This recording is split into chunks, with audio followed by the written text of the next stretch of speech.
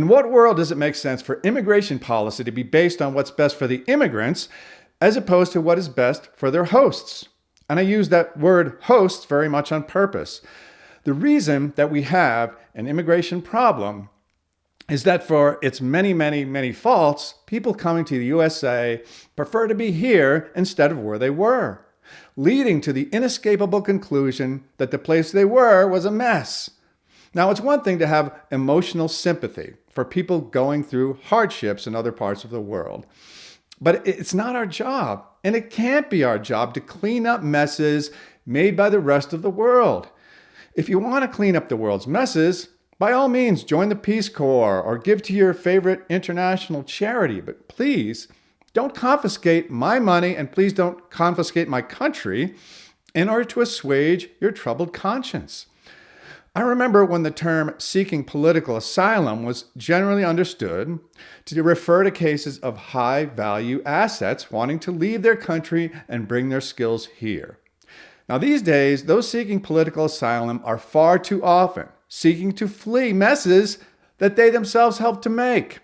It's not hateful or racist to want to protect the way of life we've worked so hard to maintain. It is, however, hateful and racist to try to pin those labels on me for doing exactly what I'm supposed to be doing as a citizen of a sovereign country, looking out for the best interest of my fellow citizens. America was formed as a melting pot society where everyone coming here would conform to the ideals of the Constitution and the Declaration of Independence, while being free to practice the religion of their choice and observe unique cultural customs within the context of their new U.S. citizenship.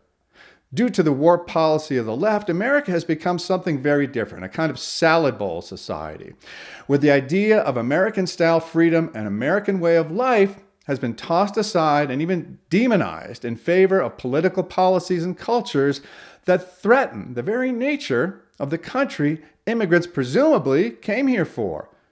Multiculturalism is the opposite of a melting pot because by definition, it separates and confines individuals into boxes based on race and culture, rather than a common understanding of economic and social freedom. The first loyalty of any immigrant must be to America and its ideals. If some customs or even values from the old country conflict with American values, then the old way has to be modified or discarded. This is the price of living in this country, and it is certainly the price of becoming a U.S. citizen. This is so frustrating because it simply is not that complicated. The only thing standing between us and a reasonable immigration policy based on the needs of the host country is ourselves. This is so simple that I, not too long ago, covered it in a short. But all this boils down to one thing. If you're not supposed to be here, you can't be here. When Joe Biden and Kamala Harris opened the floodgates of our southern borders, they did permanent and irreparable damage to this country as a viable entity. Respect and tolerance can't be given and shouldn't be given when laws are being broken.